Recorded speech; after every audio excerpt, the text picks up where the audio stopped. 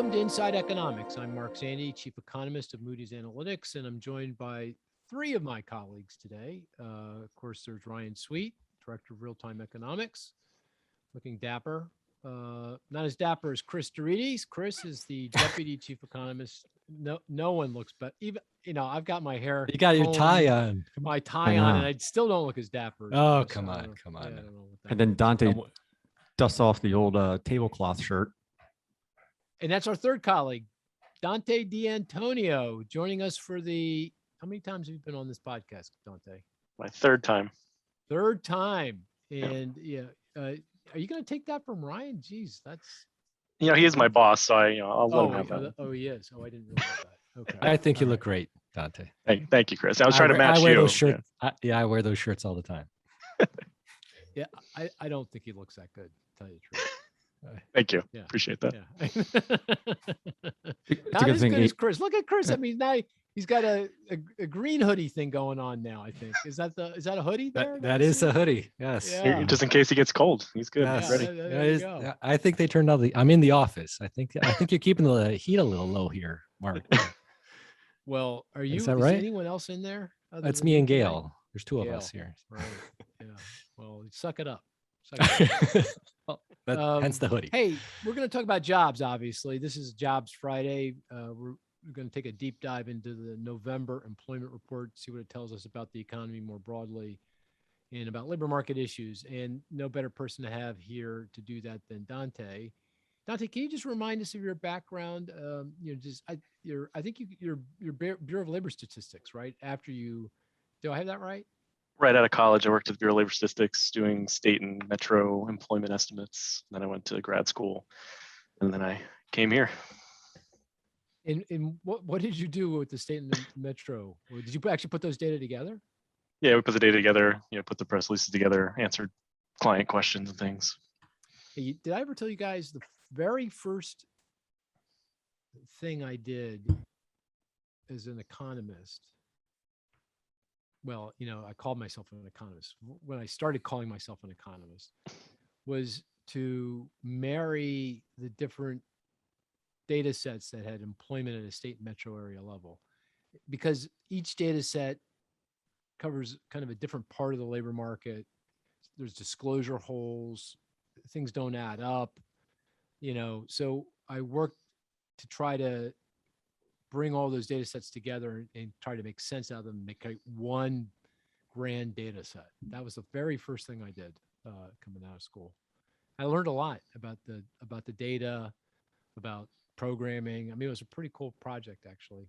And the really weird thing is, I think we're still doing that, aren't we? I mean, a lot of the work is trying to glean information from these various data sets that we collect from government agencies, including the Bureau of Labor Statistics. Yeah. Are you impressed, Dante? Did you know I was doing that with your data? I had no idea. I did not know that, no. Yeah, it was. Okay. Before my time. Yeah. Well, it's good to have everyone. It feels like we just did a podcast because we just did one, I believe, on a Wednesday. Our podcast for the week of Christmas, we talked about economic threats and opportunities, and so that's going to air. We didn't go over any statistics then, but that's going to air the week of Christmas. But this is our weekly podcast, and we are going to do the statistics, and we are going to focus on the job market. So who wants to kind of lead the way here on interpreting the job numbers that we got today for the month of November? Dante, you want to do that, or you want Ryan to do that, or maybe you go first, Dante, and let Ryan fill in the holes, and I'll let Ryan go first if he wants. I have a few in my pocket, so he can take the first stab at it. All right. Should we start with ADP or? I do have a fun stat about that if you want. That I'm putting the blame on you, Mark. Whenever you ask me to be on the podcast, you set in motion a trail of bad things happening. But you want to explain what for the typical listener who doesn't know what the hell we're talking about? Sure. Okay. Yeah. So this is my third appearance on the podcast, right? In the three times that I've been on, the average miss for ADP, the National Employment Report, is 386,000. Whoa. We have missed very large all three times when you've asked me to be on the podcast. So what we do is we have this relationship with ADP, the human resource company that has does payroll records for companies. We get their data for 23 million employees every month, something along that order of magnitude. And then based on that data, we construct our own estimate of what we think the Bureau of Labor Statistics is going to report for that month. And we do this a few days before BLS actually reports. And this month, we came in at what, 530,000, I think, for the month? 534, yeah. 534. And the actual BLS number was 235 for private. So that's a pretty big miss. And you're right. Every time you come 299. on, we have last month, for example, you weren't on for some reason. You weren't. It was on. my And- fault last month. I had to bail, and that was actually a good one. So I guess I'll take the blame for that. Yeah, right. And ADP was like on the nose, I believe. It was like It was, yeah. 500,000, pretty much on the nose. Yeah. So maybe we shouldn't have you on. We'll see how this. You have to goes. wait to ask me until after Friday morning. You have to ask me Yeah, at the very last minute, exactly, maybe. Exactly. Okay, so Ryan, why don't you give us a sense of the numbers and what they said about where we are in the recovery? So job growth clearly disappointing. So I don't want to give a lot of numbers because we may use some of them in the game, but I think the key takeaway is it's not as bad as it looks. Even at a little over 200,000 increase in non-farm payrolls, that's faster than the average growth that we saw during the last expansion, which was like about 175. So over 200 is not a bad number. It was just well short of expectations. So I think there was a little bit of a letdown. If you look at the household survey, unemployment rate fell. It fell across demographics, race. It was a clear improvement across the board. Participation was up, which I ignore, but prime age employment to population jumped.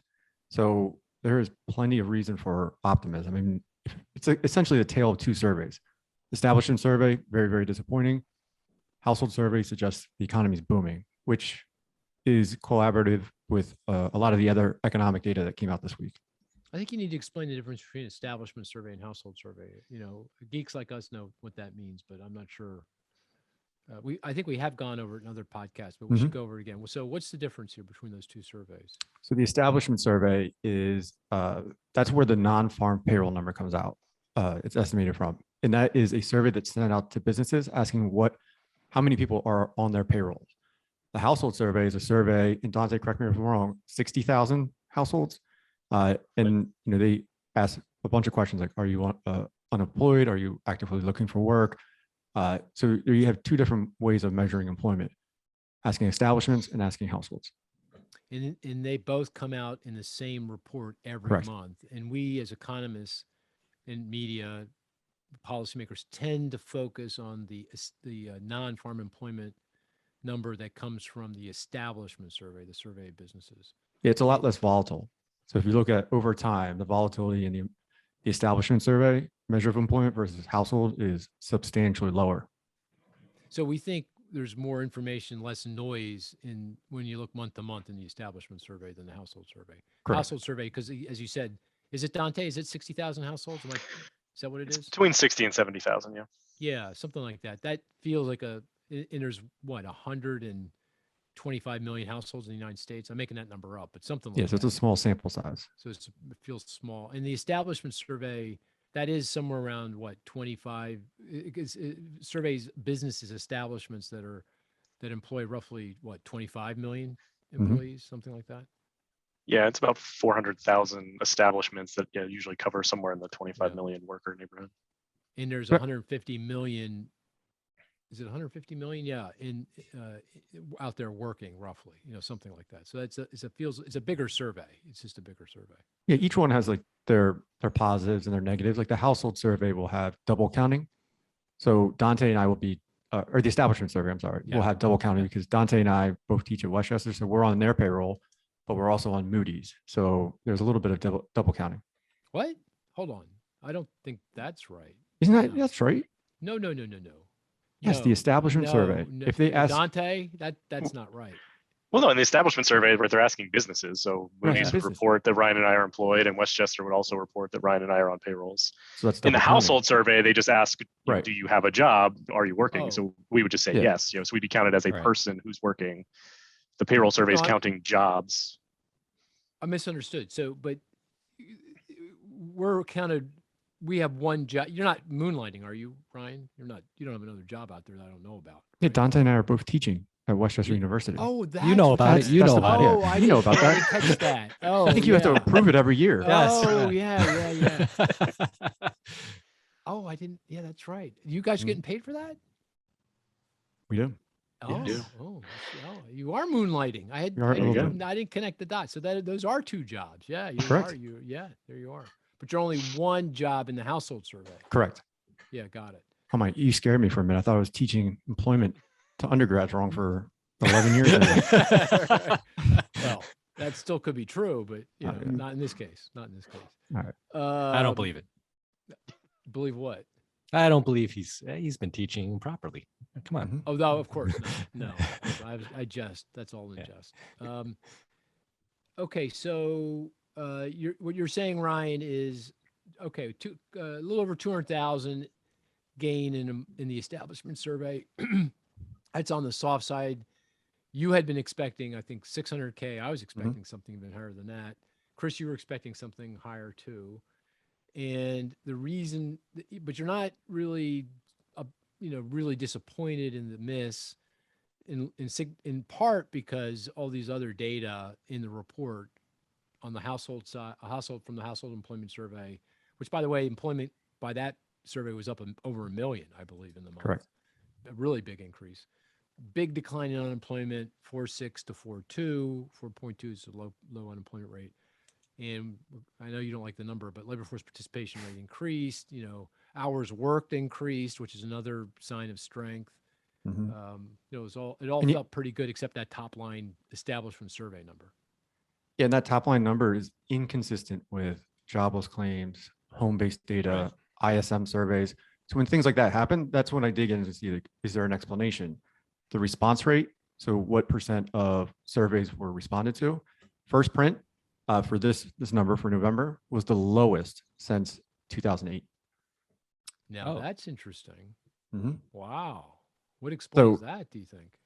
I don't know, you usually get really low response rates in August because of vacations and everything, but November is a little odd.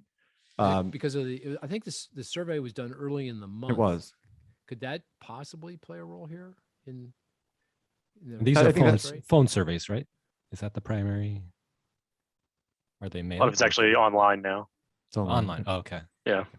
Maybe Some of it's maybe done by phone people still. typically feel like they do it later in the month, They forgot. or they just didn't get around to it. Maybe. Maybe. Well, that brings up another point. That is revisions, right, Mhm. to data. So you want to explain that? What's going on with the revisions to the data? So with each report, the prior few months are revised, and on average, the upward revision to employment this year has averaged 107,000. We got a little Per bit month. smaller revisions per month, a little bit smaller this time around, but they're still quite substantial. Though Dante would probably disagree. No, they're big, and I mean, with response rates being as low as they were in November, it's just ripe for a big A big revision. up, yeah. So you're more likely to see a big revision after a low response rate. So you wouldn't be surprised if next month, when we get the December data, that the November 200,000 job gain is revised up to 300,000 or 350,000. Yeah, I would not be surprised at all. Yeah, either would I. I agree with you totally. And that's Hey, why, like, you don't want to get, up in arms about one month of employment data.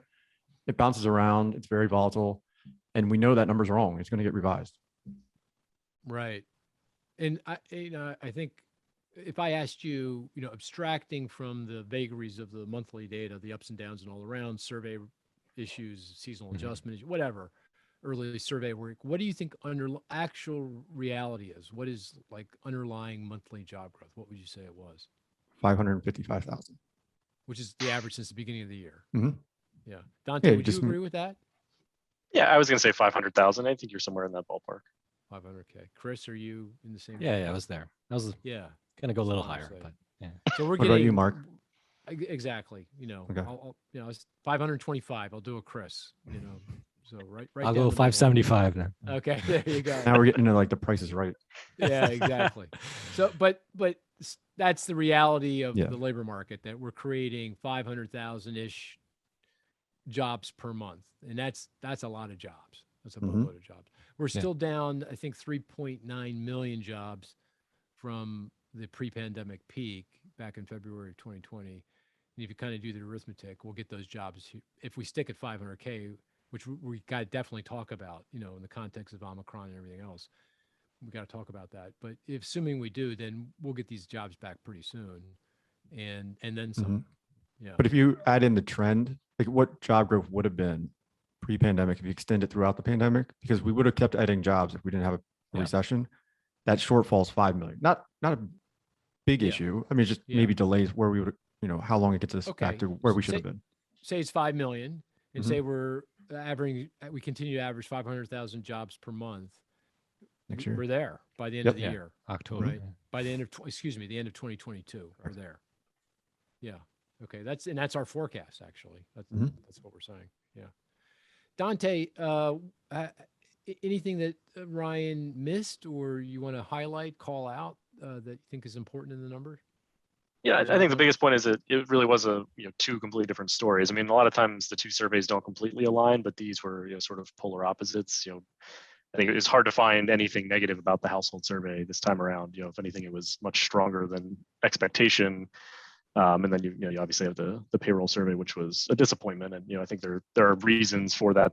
Revisions are one, response rates are one, seasonal adjustment we can talk about might have been a little bit odd this month.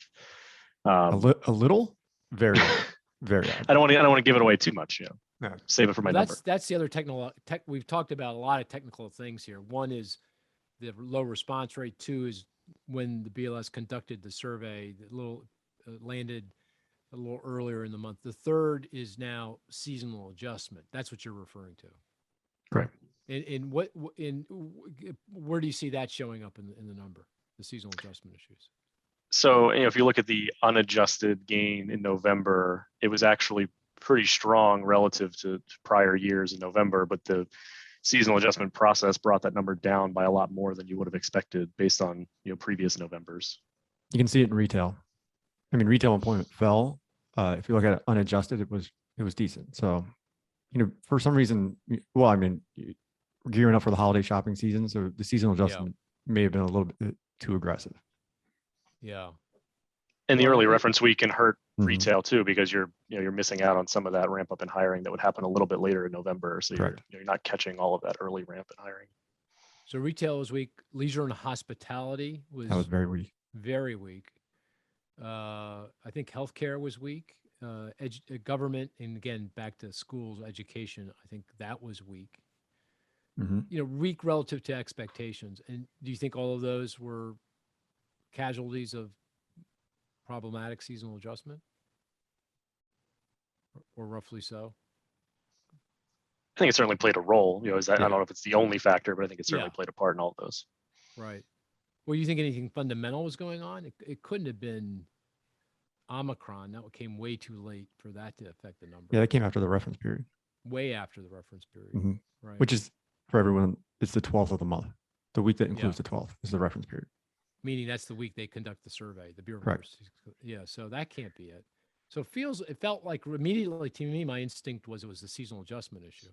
Which by the way, if that's the case, we could have some pretty outsized job gains in December when we get the December number or the January number, right? Because if it's biased lower because of seasonal adjustment this month, you got to get it back seasonally in another month, right? So Correct. We could get a surprise to the upside next month or the month after. Okay.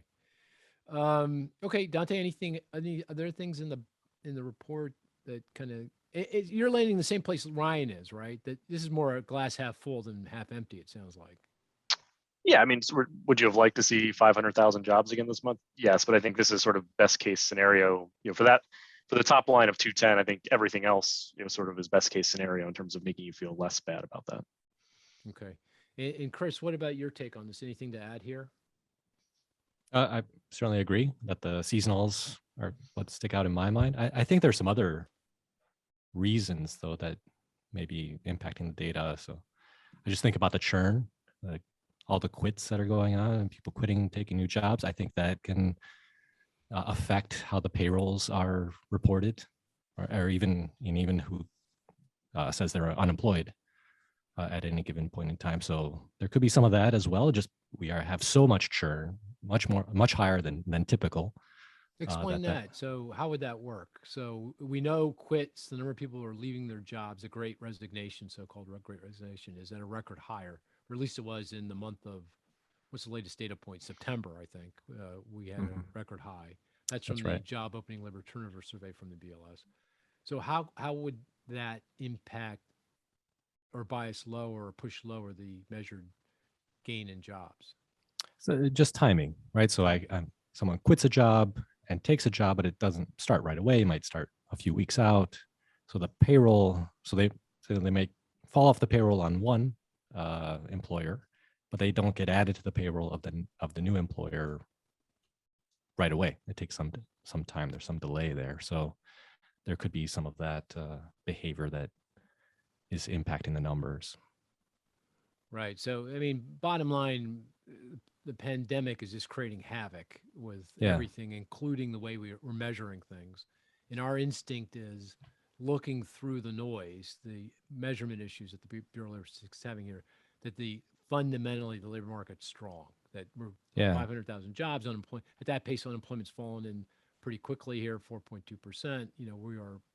It's humming along here at a pretty rapid clip. That's the bottom line. Anyone disagree with that?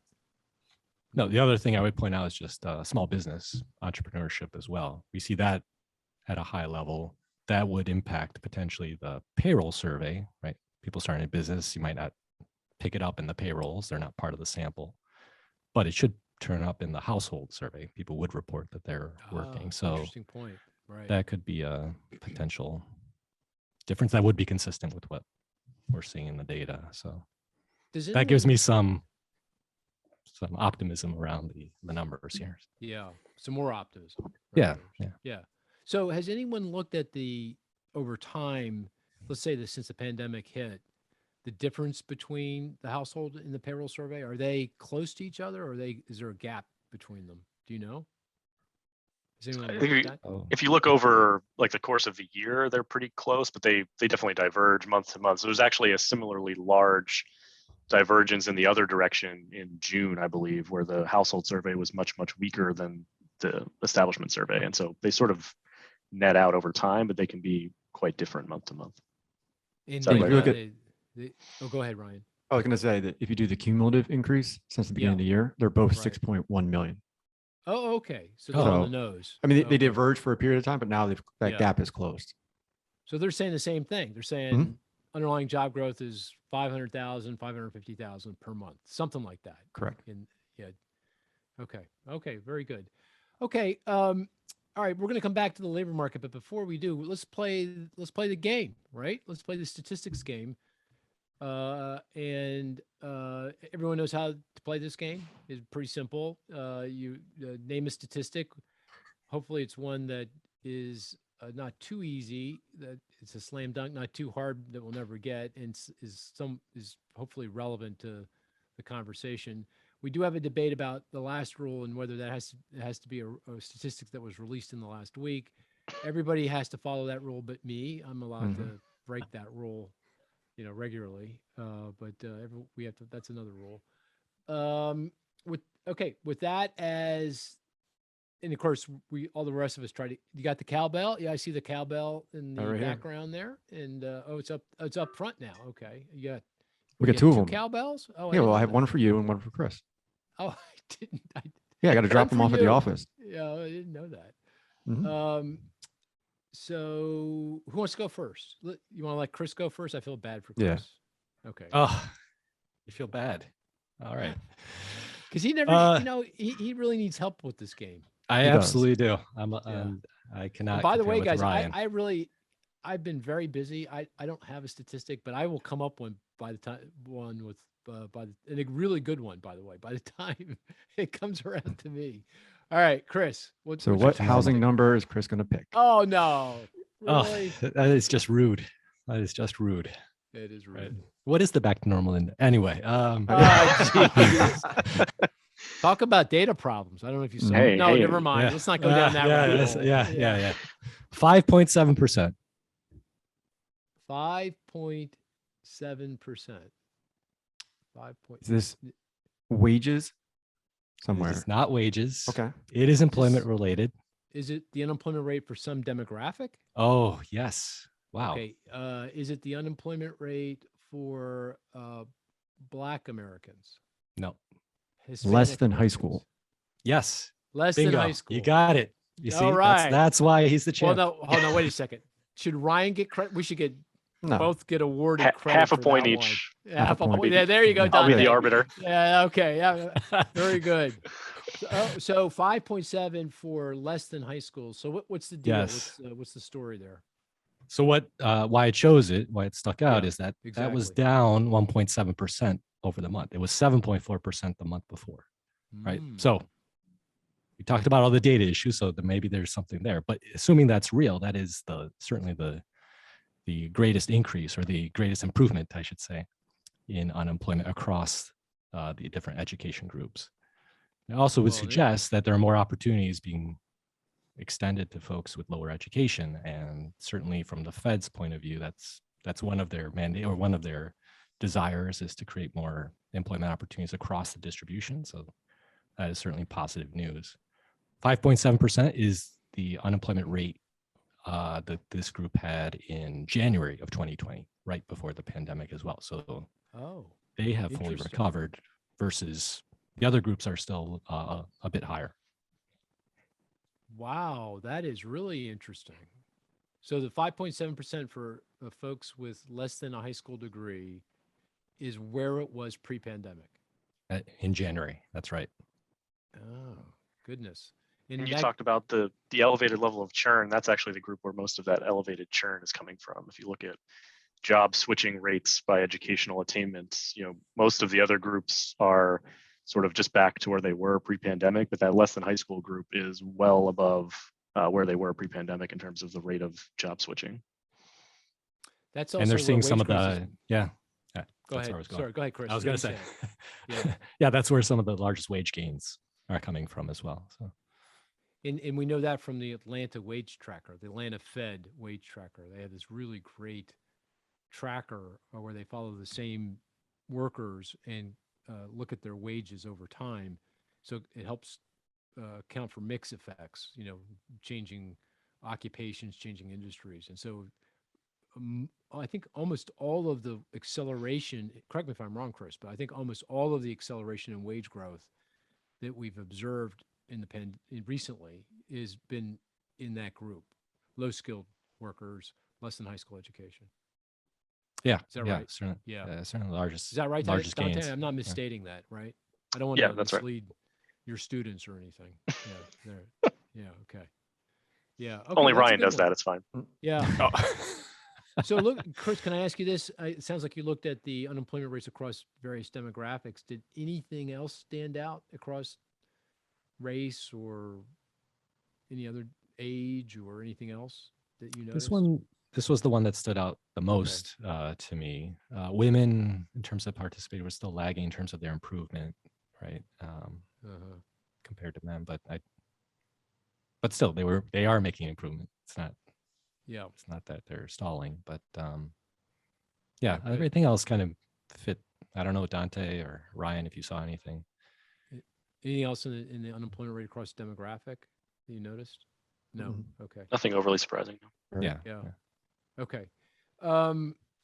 Okay, let's go to Ryan. Ryan, what is your statistic of the week?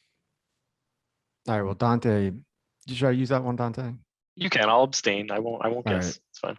Because I emailed. You guys are colluding? Is that no? what's I going emailed on? a colleague. Hey, well, that's the other rule, the fifth rule. I thought it was unspoken. It is unspoken. No collusion. I emailed one of our colleagues. And I was like, You "This really emailed jumped." them. That's collusion. No, Ryan. not him. I emailed her.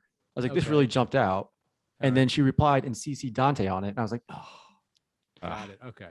All right. Inadvertent collusion. The SEC would still be after you, by the way. But, all right, you ready?" Yeah. 1.9 million. 1.9 million. Is that the number of people who said that they weren't working because they were ill? No, but that's over a million. In fact, there was 1.2 million people that were unable to look for work in November because of the pandemic, which is a little change from October. Oh, is that right? Well, yeah, there's still a lot of people that can't look for work. Did it come down from like September when Delta Yeah. was at its Yeah, peak? it's down a little bit, but Oh, okay. still. So it was high in September, it came down 1.2 million in October and did not improve in November. correct. The number of people that said I'm not working because No, I'm unable to look for work because of the unable pandemic. to look for work. Mhm. Okay. Oh, interesting. This is But that- 1.9 million. my Okay, number. but I'm assuming we're in the ballpark, right? This is a job related. Mhm. I'll give you a clue. Right. It's in- It's You more know you're going to get news, call that. right? This is impossible, Ryan. There's no way anyone's going to get I look at this every single month. Now the gauntlet has been laid down, Chris. Wow. Yeah. I feel safe in saying now, that you are not going to get this. Listener, buckle in because we could be at this for a long time. You know, No, it's in the household survey, and I look at this every single month. Oh, it's in the household survey, and you look Mhm. at it every single month, and it's impossible for us to guess. Correct. So, yeah, But it's a That- very Ah. telling number. it's and you've never And- talked about it before? You have talked about it. No, Before. I only talk about. No, I haven't talked about it. But this gap is Ah. enormous. Oh, really? Yeah, look at Dante just 1.9. chuckling over there.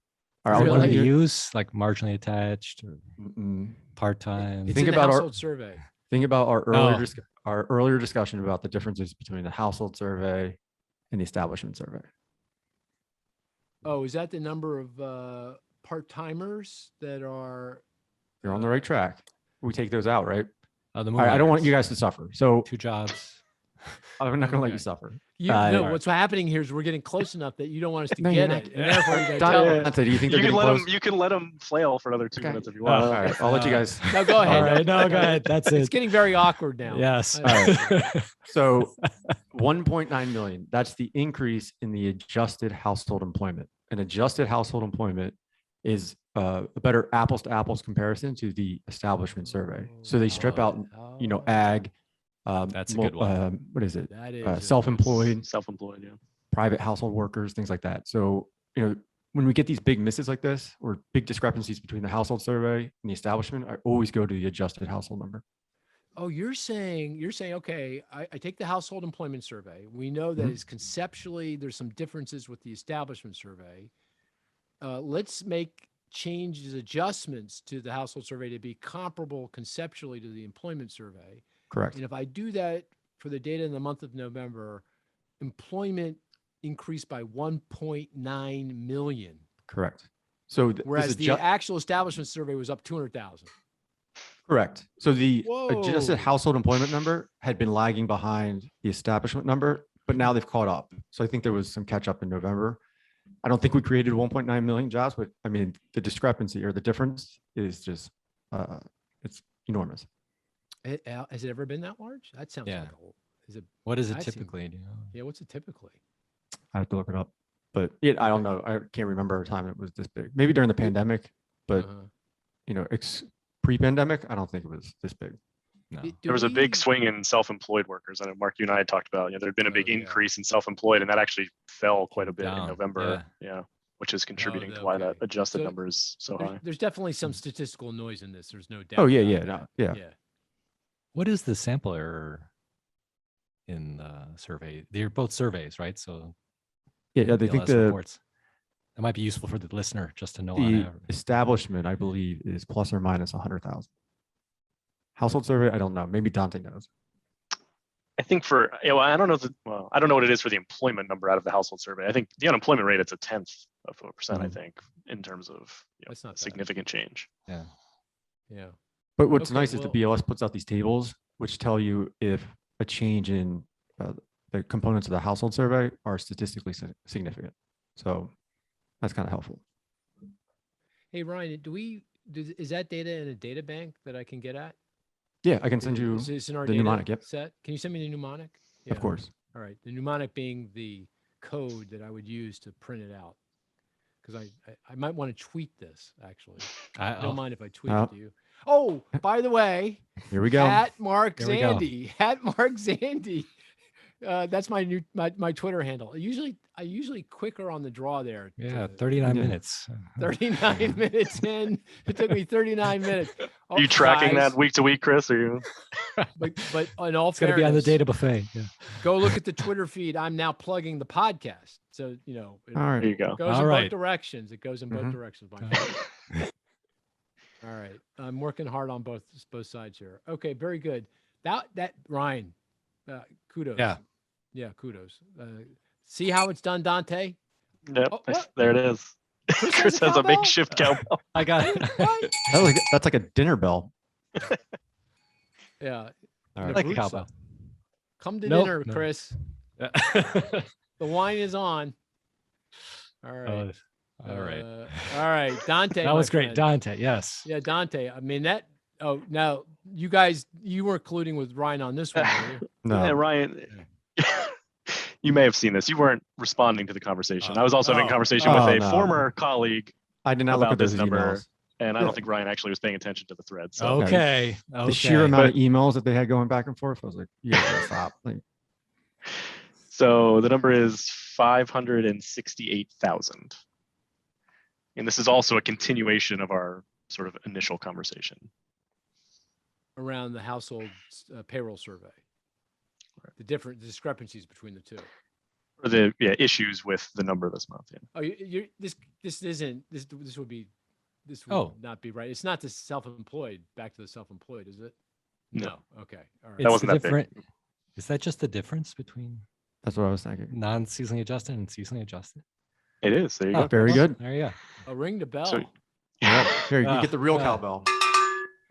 That's nice. That is. Yeah, so definitely I a mentioned it was unusually large. That is, by far the largest difference in the non-seasonally adjusted versus seasonally adjusted in a November in the whole history of the series. Mhm. Compared to recent years, that's about 200,000 higher in terms of the negative adjustment in November. So if that hold it. I missed something. So this is in the household survey you're saying now? no, in the establishment survey. Oh, in the establishment survey. Payroll. So the unadjusted number was 778,000. Adjusted was 210. So in November, the adjustment's always negative, but this adjustment was particularly large for some reason, much, much larger than it has been in recent years. Oh, okay. So that's the largest you said in history? In November, yeah. Yeah, In the for month any of November. November, the largest difference between seasonally adjusted and unadjusted employment gain in the month of November in history Mhm. this month. Right. If the seasonal adjustment had been similar to the last few years, the top line Yeah. number would have been like 450 instead of 210. Oh. Oh, okay. Well, all right. That So- says a lot. Yeah. Mhm. Yeah. That's why That don't get hung up on this number. really don't get hung up on this. Yeah, number. just ignore it. Just ignore it. Say something else, Ryan. Just turn off the podcast. Is that what we're doing? Turn off the podcast. Oh, yeah. No, don't turn off the podcast. All right, I guess I got to That's go, not- man. Yep. I'm just not up to it. I'm gonna fail somehow. I feel inadequate here. All right, I got to go. But You always how got about- one. huh? You always got something. Come on. You can always go to copper Uh, prices. I got one. Related. It's related, but it's not. It's not. It's it's not in the employment survey. So or in the employment data we got Okay. today. 69.1%. Oh, that's the ISM non-man. Yeah, ISM non. Yeah. That record But high. we had Record I high. had to say it, right? Yeah, I mean, Come that is a on. record high.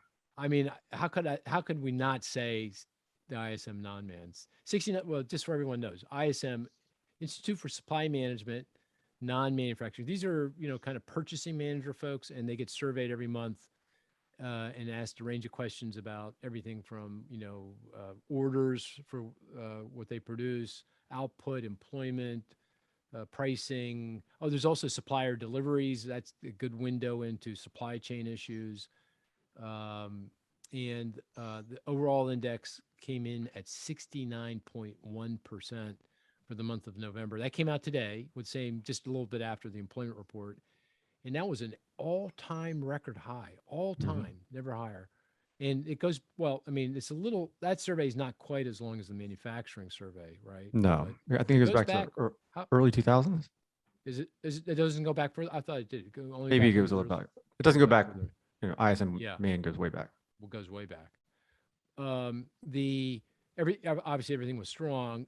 On the supplier deliveries, the index was 75.7. That is roughly what it was the month before, and it's still that's high. That it's not the highest it has been in recent months, but it is very high. It does indicate that the supply chains still remain quite muddled. they're moving in the right direction. They're improving. Shipping rates are down from China to the U.S. and number of ships in L.A. Long Beach port that need to get offloaded. That's come way in. I noticed that has come way in. But this would suggest that the supply chains remain still a little bit scrambled. Anything else on that survey, Ryan? Because I know you look at that very carefully. Anything else there? Well, the employment index was up. You mentioned it. The employment index went up. Employment index was up. I think just to keep in mind, like the ISM, non-manufacturing, in the manufacturing surveys, they measure the breadth of improvement. So it suggests that the improvement across non-manufacturing is broadening out, which is a good thing for the outlook. Yeah. And it's kind of sort of like a sentiment index to some degree, right? I mean, folks that are filling this out base it on what they're observing in their business. Correct. But it's not all numbers. It's they're kind of giving you a sense of how things are going, and so it's part actual data, part actual sentiment, I think.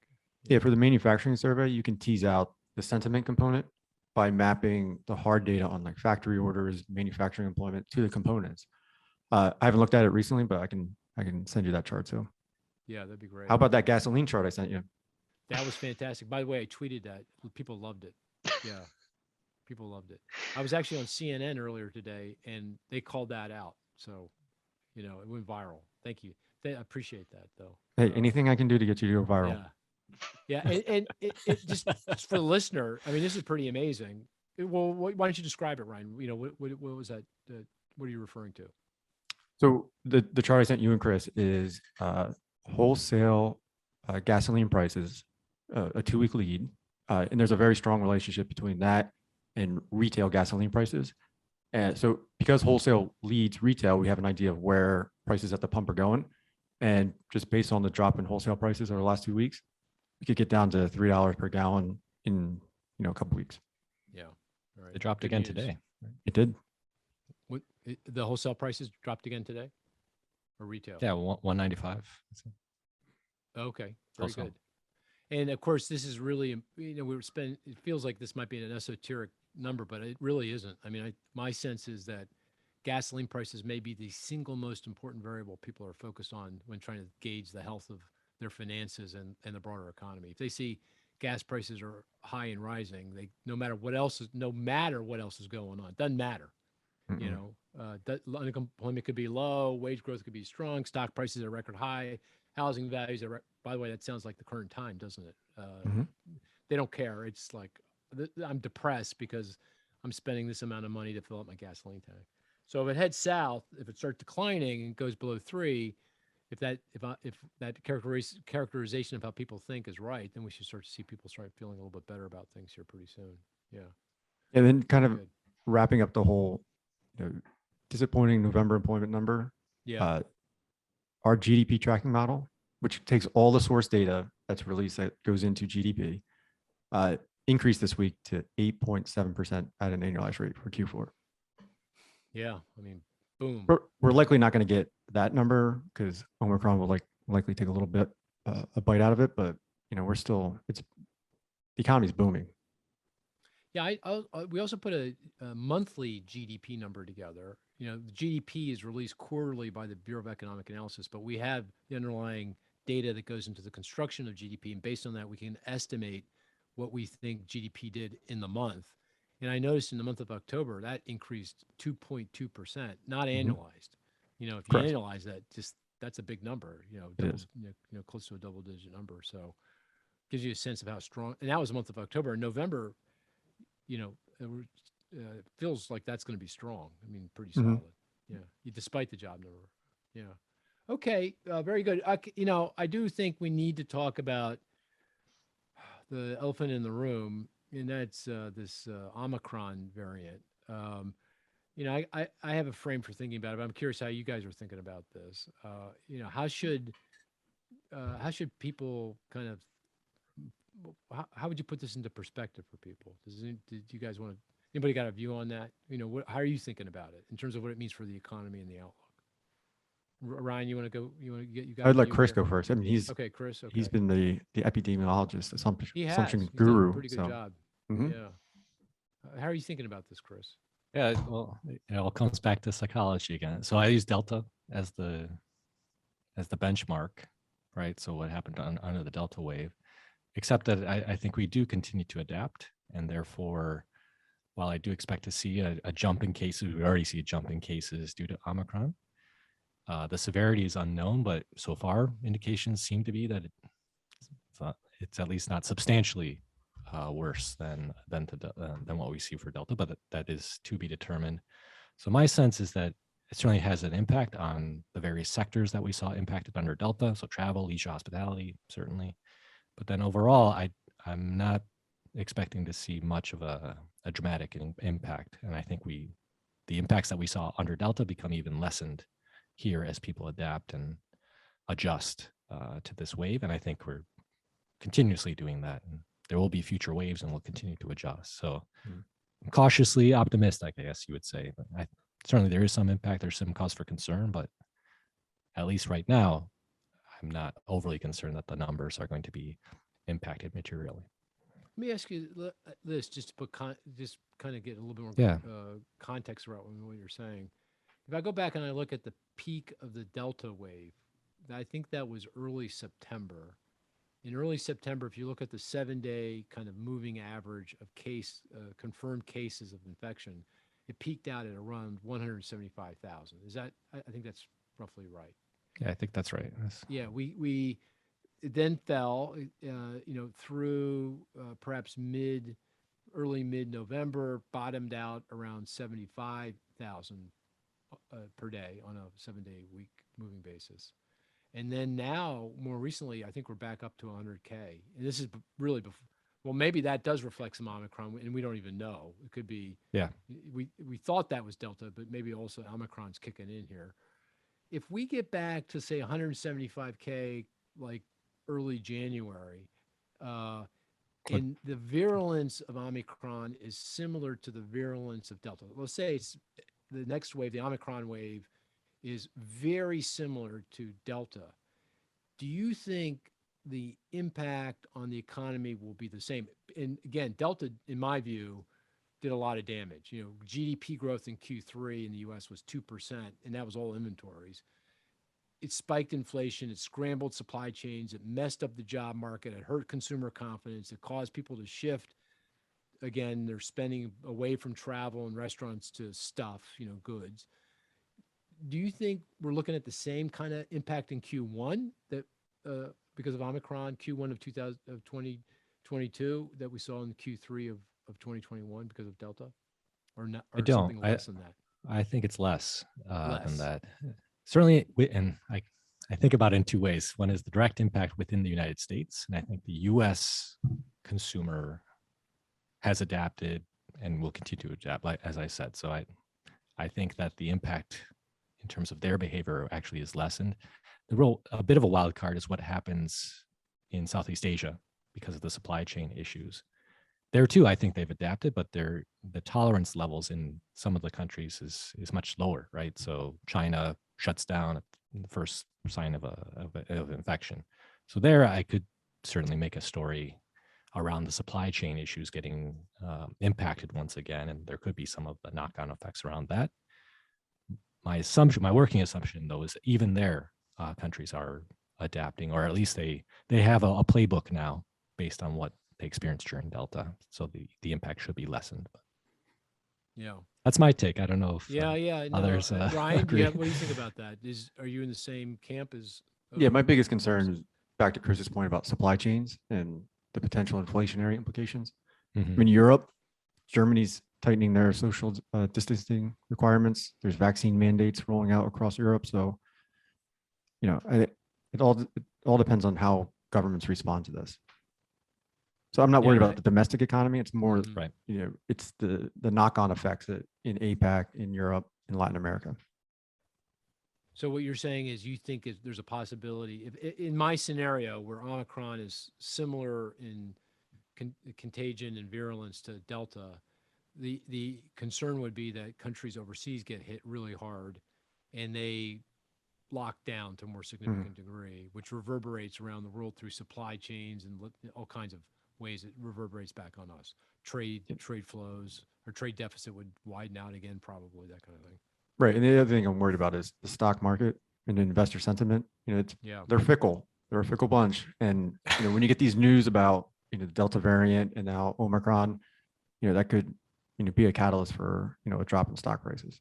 By the way, that reminds me, and this is we may want to do this next week for the podcast if we don't have a guest, is bubbles in asset markets again. I think our first podcast was around bubbles. We all concluded no big deal. I don't know. We should come back because there was another chart you sent to us last night, right, Ryan? And that one's going to give me nightmares. Just describe that. All right. So this is listener. We're taking a bit of a quick tangent here. We'll come back. Don't worry. But no, it's all tied to. We want to call this Omicron. out. Yeah. So if you look at, and this is data from the Federal Reserve, the margin accounts at brokers and broker dealers. So the value of margin accounts is 595 billion, which is twice what it was pre-pandemic. So I just say that's margin debt. That's what people are borrowing to finance purchases of stock. That's the right. So leverage. Yep. So I'm worried that if you get a garden variety correction, which is inevitable, it's going to happen. Happens roughly every 2 years since 1970. That this one is on steroids and turns into something worse because there's going to be margin calls. And if you don't have the cash to put up for the margin call, you're going to have to sell your assets. So this reinforcing cycle kicks in. Yeah. Okay. To connect. That's how Dante's buying all his meme stocks. Really? Dante is a speculator? I'm very much not a speculator now. No, you don't speculate. I leave that to Cris. I let Cris. He shifted crypto, right? The more secure. Well, anyway, that's a big deal. That it looks like a big deal. So we're going to come back to that maybe in the next podcast. Talk about all asset markets because everything feels like it's somewhat more frothy than it was just not too long ago, a few months ago. Anyway. And the Fed releases a semi-annual financial stability report, and they're calling out all these assets as being, of concern. They're froth. Oh, have they released that report? I missed that. A couple weeks ago. Oh, really? I missed it. I got to go take a look.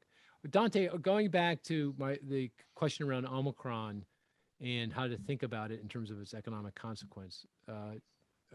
What do you say? Do you think if Omicron is similar in contagion and is contagious, get the same number of infections and we get the same kind of virulence, the economy will navigate through more gracefully or not? I think so. I mean, to your point about the outlook, I think, thinking about the labor market, I don't know that it changes my expectation of where we'll be a year from now. I think maybe it reshuffles how that plays out. Maybe we get weaker job gains over the next few months, and then you get slightly stronger job growth, in second half of 2022 versus sort of a steady 500,000 pace or something. So I think maybe it resorts, the magnitudes a little bit, but I don't know that it changes where we are a year from now. Yeah. Okay. That's the way I think about it. I mean, my sense is that we're going to have waves. Omicron may, in fact, be obviously the next wave. Even if it's not, there's another one coming. Almost we need to count on it. Pollyannish not to, and that each new wave will be less disruptive to the healthcare system and the economy than the previous wave. That on the healthcare side, we've got vaccines. We're better at engineering the vaccines to address the variants that are forming quickly with mRNA technology. We've got the COVID, the antiviral COVID drugs. We come up with different ways of mitigating the risks. We're getting more coordinated globally and trying to, cordon off where the infections are located. And then on the economic side, I think we're just going to get increasingly more inured to all of this. And certainly here in the United States, I can't see a scenario unless things really go off the rails with this pandemic, with the Omicron, that we shut things down again. Or shut even to a significant degree, ask businesses to curtail their operations. Healthcare hospitals would have to be significantly overwhelmed for that to happen. Right. I think. Yeah. Mm-hmm. Okay. All right. So we're kind of on the same page, but obviously, who knows, right? I mean, yeah, who knows? Absolutely. And I think a big difference, even though the waves are pretty close together, potential waves pretty close together, is vaccines for kids, right? I mean, when Delta came, we didn't have really any kids under 12 vaccinated. The impact to school age children should be much smaller, even if we do get, sort of a full blown wave here, because you do have, all of those kids vaccine eligible. And so, the knock on effect to parents should be much smaller than we saw with Delta. Right. Okay. Great point. I want to talk about a few labor market issues that, we've been discussing, debating now since the pandemic hit. I want to just state a position on each of these debates, and then see if anybody wants to push back or disagree or add color. Okay, so, and this is in no particular order. First, on why we have this disconnect between the number of unfilled job positions. We've got a number, businesses have put up a lot of help wanted signs. They're coming in, the peak was back a couple of months ago, but they're still very elevated. And we still have a fair number of people who are unemployed, and more importantly, they've stepped out of the workforce and are not looking for work. So there's this kind of Alice in Wonderland situation where you got a lot of unfilled positions and what seemingly looks like, a relatively high level of unemployed, underemployed people. There's a lot of reasons I think that are behind that, but I want to throw out one that I think is most fundamental, and that is policy. And that goes to this is hearkening to the difference between how we here in the U.S. address the pandemic from a labor market perspective and how Europe and Japan did.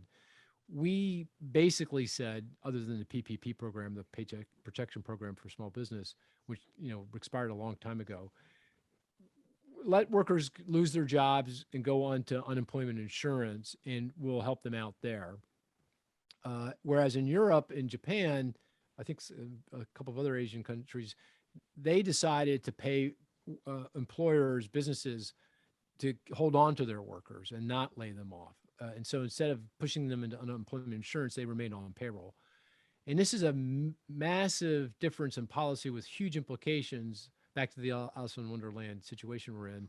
Because in the United States, since we pushed those folks off payroll and put them into unemployment insurance, the workers' link to their employer got severed, and the workers became disenfranchised from their previous employer, and getting them back into their seats, so to speak, has been very hard.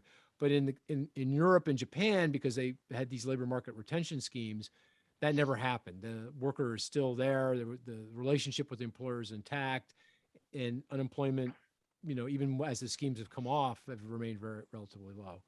What do you guys think of that argument? I mean, do you buy into that perspective, or how big a deal do you think that is in terms of explaining, what we're observing here? I'll give you a number to support that. Yeah. So in today's November employment report, 3.6 million people reported that they were unable to work because their employer closed or lost business due to the pandemic. 3.6 million. That's down a little bit from 3.8 million in October. That's a good point. So that's a boatload of people. Yeah. So I bet you if you add up the increase, the increase in the number of unemployed today compared to pre-pandemic, and the increase in the number of people who stepped out of the workforce compared to pre-pandemic, it's probably 4 or 5 million, right? And so you're saying in the data, 3.6 million are saying I'm not working because my employer is no longer with us, or Correct. They laid me off. Yeah, that makes sense. What do you think, Dante, about that theory, or that explanation for what's going on here, or partial explanation for what's going on here? Yeah, I think that makes sense. My question is, what would have happened, if we would have used a scheme where you keep workers sort of attached to their employer. Yeah, I don't know what happens with, go back to the parent dynamic, all the kids that were out of school and people that are sort of hesitating or delaying coming back to the workforce. What would that look like now as firms are reopening and expecting workers back? If you remained attached and a firm says, okay, we're back open for business, but you're not ready to go back yet. So would you still have those detachments happening just later down the road? Because a firm eventually is going to want those people actually back in their seats. And if people are staying out for health reasons, childcare reasons, whatever the case may be, would that still cause those detachments to happen just later on than they did? So you're saying right now it looks like the Europeans and Japanese did the right thing, but maybe not down the road. Well, I'm just not sure how much, I assume by now, if you had used a scheme like that here, firms would have expected workers to be back in large part by now, right? And as we see, there's still several million people that are out of the labor force, that aren't looking for jobs for one reason or another. And so what would have happened to those people, if they had remained attached to their firm? Would they have decided to go back, or would they have still decided to ultimately leave their job anyway? But why would Americans workers behave differently than European workers? I mean, that doesn't appear to be happening in Europe, right? They appear to be going back, right? And I don't know that it would be different, but I think there's a risk to how well that would have worked here. Who knows? Yeah. And Americans are different, so who knows? Yeah, possibly. Yeah. What about you, Cris? What do you think of that? Let me push back a little. We did have a PPP program, Paycheck Protection Program. So we did support a lot of businesses through the pandemic to maintain their payrolls, right? So there was support. Are you arguing there just wasn't as much support? Yeah, well, I'd say two things. The PPP program was for small business. You had to be fewer than 500 employees, which is about half the labor force.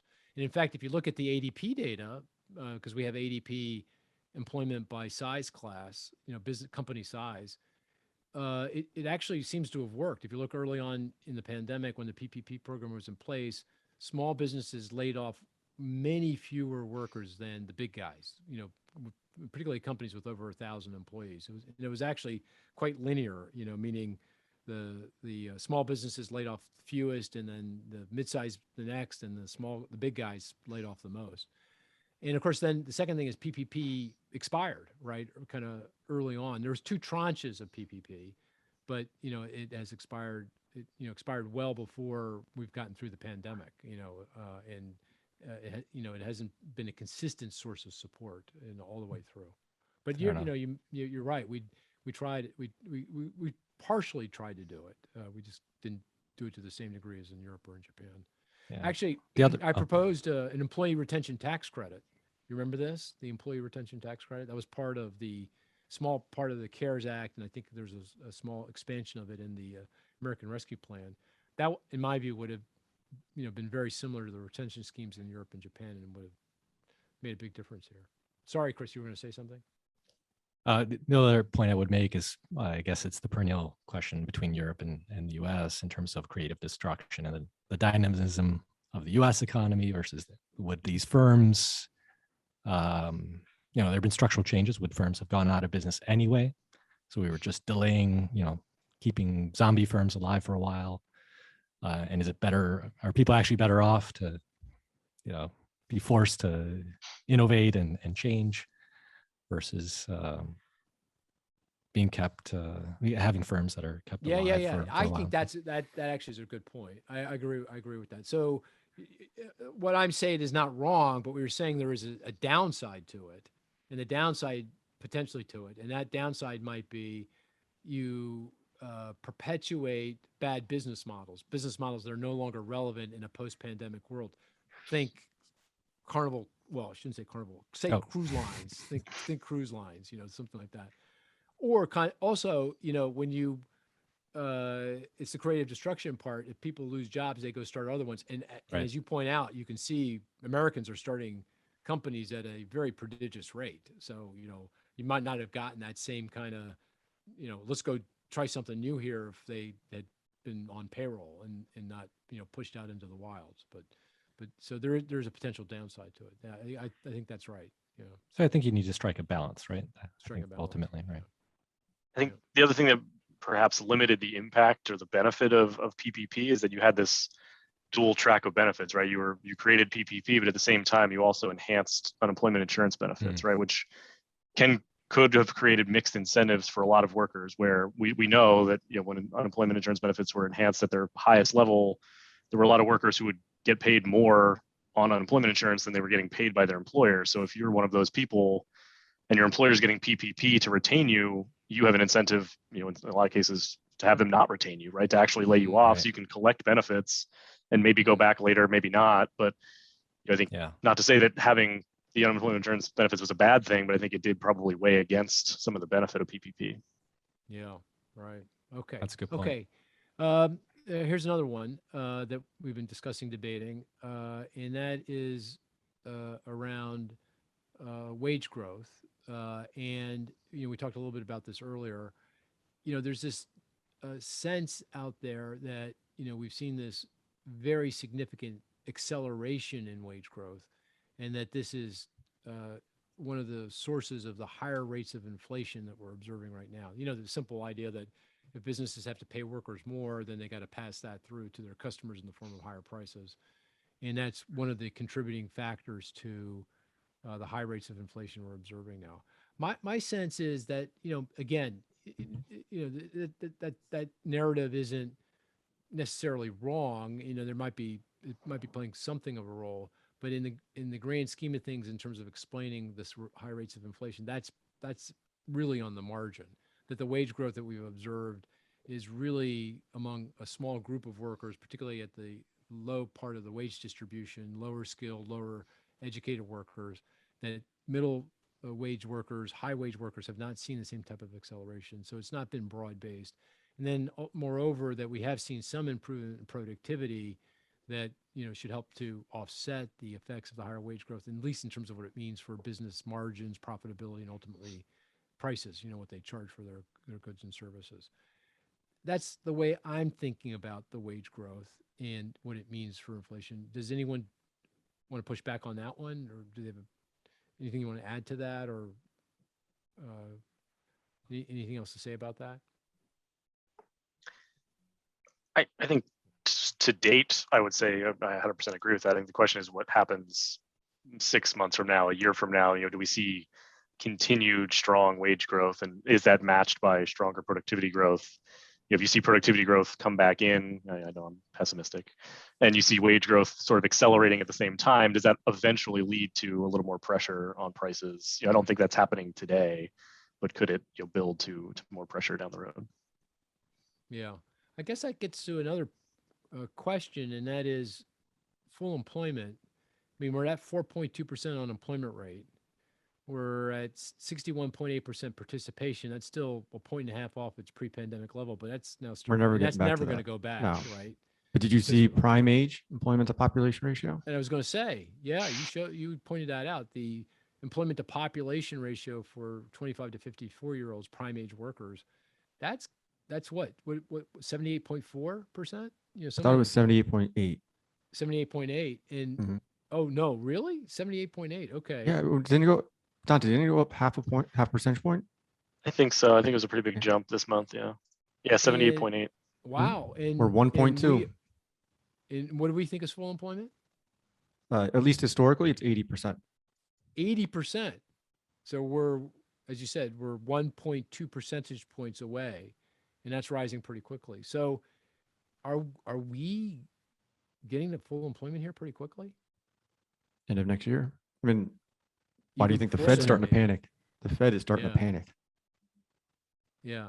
That's why the Jay Powell in this week's testimony told everyone we are going to wind down our bond buying quicker than we said earlier. Which opens the door for earlier rate hikes. Right. So you guys think we're not at full employment, but we're getting within spitting distance of full employment, and we're getting there pretty fast, it feels like. No? Yes? I don't know. I mean, what happens if we get to 80% prime age employment to population ratio, but there's still, a million people that are unable to work because of the pandemic? Yeah, right. Which is still possible. Yeah. Like, is that full employment? I would probably say no. Right.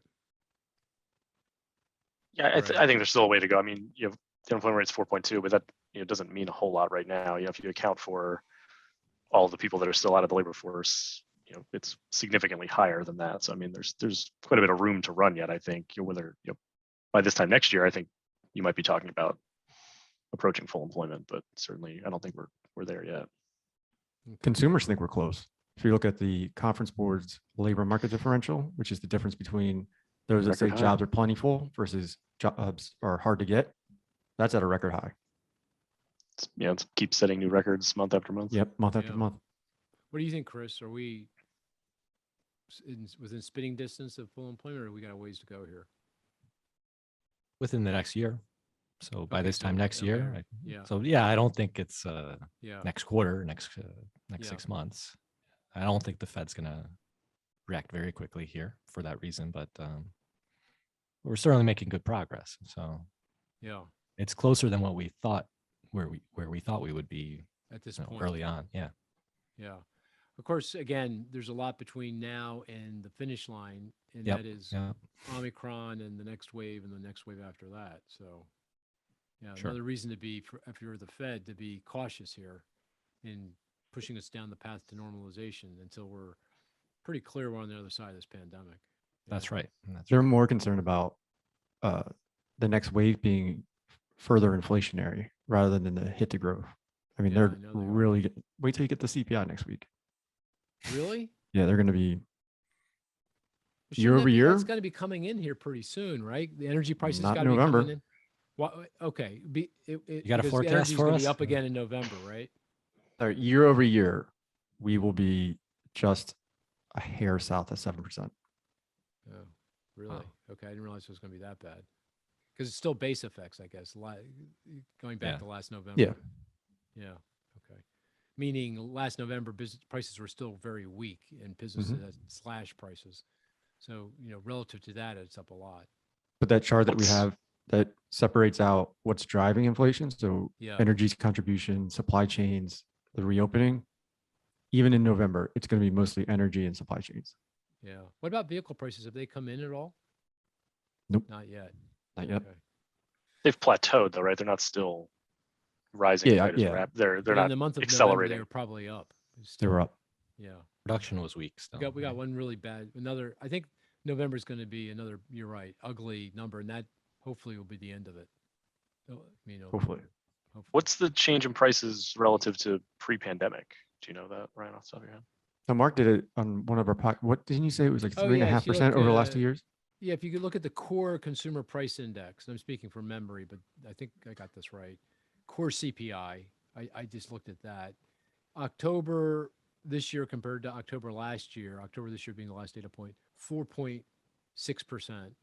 If you look at October this year compared to October of 2019, so 2 years, and you analyze 3.1%. Mhm. So, 3.1 is higher than what I would consider to be the Fed's target of 2.5, but that's not, no one would be talking about it if it was 3.1. Yeah. Right. Okay. Okay, one more, because we are getting a little long in the tooth here, as I want to say. And this is like red meat to the group. Productivity growth. So Oh, good thing we're I know Dante was separate. crowing a little bit with that Q3 number. GDP was weak, jobs were strong. But hey, Dante, it looks like Q4 is going to be just the opposite, my friend. So where are we on this productivity debate? Are you sticking to your guns, Cris? The Absolutely. Absolutely. You are. You feel pretty Yep. good about it. Yep. Any other Yeah. data points that you want to throw into the mix that supports your view that productivity growth is improving on a trend basis, on a secular basis? Anything else you've observed out there? No? No, not yet. Yeah, I mean, not yet. Okay. I mean, it's still early days, but Yeah, and Dante, you're still on the other side here, right? You're still a pessimist. Any I am, data yeah, I think points that there- support your view? Not a data point, but I think there's still a bit of compositional effect here to be played out, right? I mean, the jobs that we're going to get back, in larger numbers are still tending to be lower productivity jobs, right? So, I mean, I think once you get sort of the full, this time next year, when you're back to sort of a more normal labor market mix, I think that is going to be some headwind on productivity. How big that is relative to gains because of investment is, that's up for debate, but I think there is still some headwind from that. I saw Chris, you raised your finger. Yeah, Is that I do have that's a debate. That's a He's gonna scold me. Yeah, yeah. no, Okay. no, I was just recalling my data point is Wawa related, so you'll appreciate this. I went to the Wawa. Wawa related. Okay. Yes, Yeah. yes, Wawa over Our favorite Thanksgiving. convenience store here in PA. Yeah, That's right. Far away. Self-serve kiosks. Mhm. So there you go. Really, I missed Yes, this. I know, shocking. So So wait a second. Hi, Self-serve kiosks. Really? yes, I go in, I get a coffee, I get a receipt for it. I don't have to wait in this long line to check out. I go to the self-serve kiosk, barcode, flash it, pay with a credit card, I'm out. Right. So Well, you know what? I see that as a productivity yeah, that's huge. play. Dante, I have to That's a game changer. That's Yep. a I'm game not changer. sweating over one. That's a game changer. One Dante. machine at Chris's Wawa. I'm not sweating yet. Wawa is the predictor, as we've come to see. Gosh, that is huge, man. So what I know we were going to make a field trip to the first Federal Reserve Bank in Philadelphia. Well, someone was telling me, and on the way, I think we got to stop in Wawa. Oh no, I was going to say we should take the podcast to Wawa since we talk about it so much.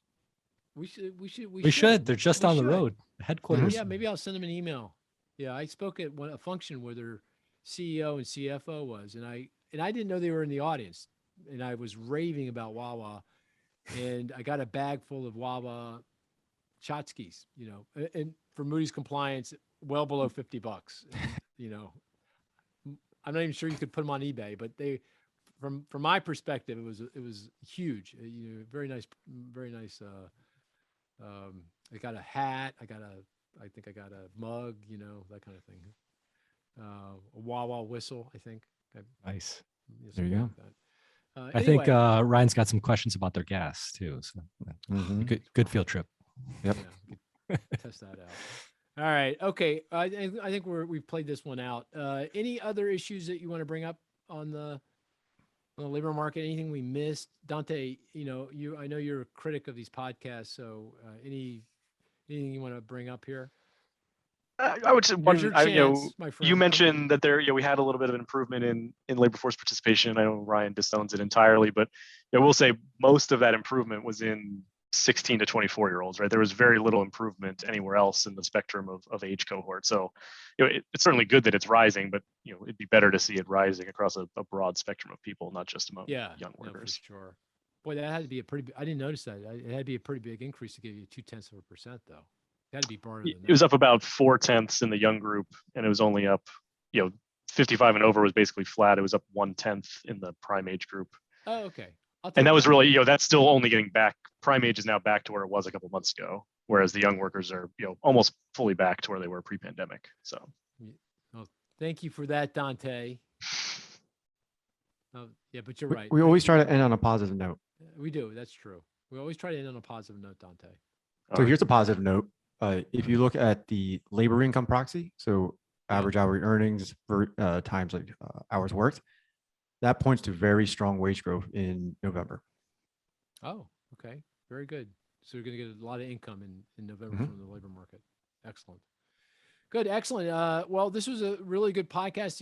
One of my favorites each month. We get a real window into what's going on in the job market and of course, by extension, the broader economy. So, and thanks, Dante, and guys, till next week. We have to think about what we want to do for next week, but that sounds like inflation, right? Yeah. And listener, that reminds me, if you got suggestions, you know what to do. Go to where should they go, Ryan? I can't remember. Economy.com. And then you'll see the banner right there for podcast suggestions. Yeah, please. That So would be you very can helpful. vote. Yep. Thank you so much. Take care now. Bye, everyone.